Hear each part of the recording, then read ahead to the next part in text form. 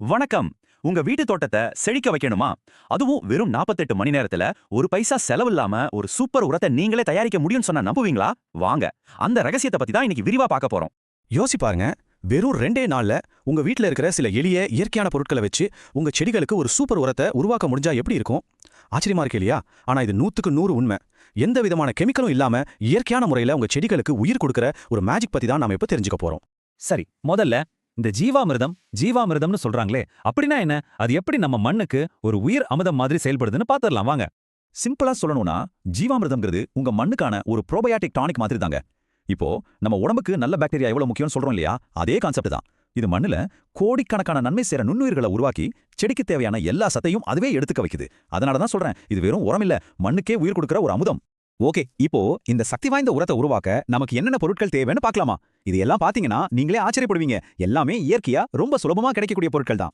பாருங்க, இதுல இருக்க ஒவ்வொரு பொருளுக்கும் ஒரு முக்கியமான வேலை இருக்கு. முதல்ல மாட்டுச்சாணம், இதுதான் நுண்ணுயிர்களோட தாய் வீடு. அப்புறம் வெல்லம், இது அந்த கோடிக்கணக்கான நுண்ணுயிர் படைக்கு சாப்பாடு. பயிர் மாவு ஒரு நல்ல புரோட்டீன் சோர்ஸ். இதுல ஹைலைட்டே என்ன தெரியுமா? அந்த ஒரு கைப்பிடி மண், அது உங்க ஏரியாவில் இருக்கிற ஸ்பெஷலான நுண்ணுயிர்களை இந்த கலவையில சேர்த்து இதை இன்னும் பவர்ஃபுல்லா மாத்துது. இது ஒரு கச்சிதமான டீம் ஒர்க் மாதிரி தான். சரி, தேவையான பொருள் எல்லாம் ரெடி பண்ணியாச்சா?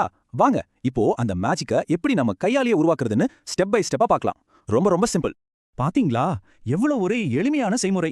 எல்லாத்தையும் ஒன்னொன்னா அந்த ட்ரம்ல போட்டு நல்லா கலக்கணும், அவ்வளவுதான். ஆனா ஒரு முக்கியமான விஷயம், சாணத்தையும் மாவையும் கொஞ்சம் கூட கட்டி இல்லாம நல்லா கரைச்சிடுங்க. அப்போதான் நம்ம நுண்ணுயிர் குட்டிங்களுக்கு வேலை செய்யறதுக்கு ரொம்ப ஈஸியா இருக்கும். இப்போதான் உண்மையான மேஜிக்கே ஆரம்பிக்க போகுது. இந்த கலவையை நம்ம அப்படியே விட்டுடணும். அடுத்த 48 மணி நேரத்துக்குள்ள உள்ளே இருக்கிற லட்சக்கணக்கான நுண்ணுயிர்கள் அந்த வெள்ளத்தை சாப்பிட்டு மழமழன்னு பெருகி கோடிக்கணக்கில் மாறும். சொல்லப்போனா அந்த ட்ரம்முக்குள்ளேயே ஒரு உயிரோட்டமான உலகம் உருவாகும். ஆனா இந்த மேஜிக் சரியா நடக்கணும்னா 2 ரூல்ஸ். இதை மட்டும் கண்டிப்பா ஃபாலோ பண்ணியாகணும். ஒன்னு, ட்ரம்மை எப்பவுமே நிழல தான் வைக்கணும். நேரடி வெயில் பட்டா உள்ள இருக்கிற நம்ம குட்டி உழைப்பாளிகள் எல்லாம் செத்துடும்.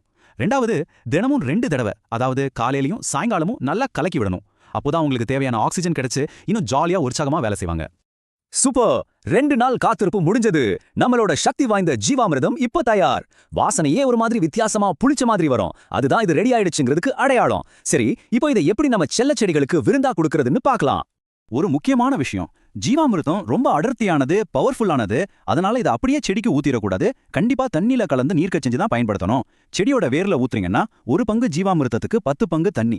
இதுவே இலைகள் மேல ஸ்ப்ரே பண்றீங்கன்னா 1 பங்குக்கு 15லிருந்து 20 பங்கு தண்ணி சேர்க்கணும். இந்த அளவு ரொம்ப ரொம்ப முக்கியம், நோட் பண்ணிக்கோங்க. அப்போதான் செடிகளுக்கு சரியான ஊட்டம் கிடைக்கும். இன்னும் சில ப்ரோ டிப் சொல்றேன், கேட்டுக்கோங்க.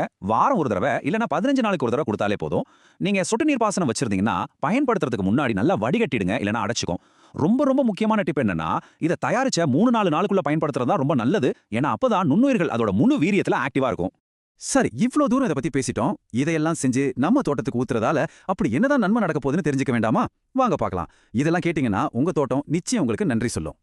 பாருங்க, இதோட நன்மைகள் ஒன்னொன்னும் ஒரு வர மாதிரி. முதல்ல, மண்ணுல இருக்கிற நன்மை செய்யற நுண்ணுயிர்களோட எண்ணிக்கை ராக்கெட் வேகத்துல அதிகமாகும். இதனால செடியோட வேர்கள் ரொம்ப பலமா ஆரோக்கியமா வளரும். பூக்கள், காய்கறிகள், பழங்களோட விளைச்சல் ஜாஸ்தியாகும். மண்ணோட ஈரப்பதத்தை தக்க வைக்கிற திறனும் அதிகமாகும். அதனால அடிக்கடி தண்ணி ஊத்த வேண்டிய அவசியம் இருக்காது. எல்லாத்துக்கும் மேல நீங்க கெமிக்கல் உரங்களை முழுமையா தவிர்க்கலாம். இதுதானே நமக்கு வேணும். சுருக்கமா ஒரே வரியில சொல்லணும்னா இதுதாங்க விஷயம். குறைந்த செலவில் அதிக விளைச்சல். ஒரு பைசா கூட செலவு பண்ணாம இயற்கையான வழியில நம்ம விளைச்சலை அதிகப்படுத்திக்க முடியுது. இயற்கை விவசாயத்தோட அடிப்படையே இதுதான். அதுக்கு ஜீவாமிர்தம் ஒரு அட்டகாசமான உதாரணம். கொஞ்சம் யோசிச்சு பாருங்க. இயற்கையே நமக்கு கொடுத்த இந்த எளிய செய்முறை நாம விவசாயம் செய்யற முறையே மாத்திர சக்தி கொண்டது இல்லையா? நம்ம கையாலேயே எந்த ரசாயனமும் இல்லாத ஆரோக்கியமான காய்கறிகளையும் பழங்களையும் உருவாக்குறது எவ்வளவு பெரிய திருப்தியை கொடுக்கும். இயற்கை நமக்கு இந்த வழியை காட்டியிருக்கு. நீங்களும் உங்க வீட்ல, உங்க தோட்டத்துல இந்த சின்ன இயற்கை விவசாய புரட்சி ஆரம்பிக்கலாமா?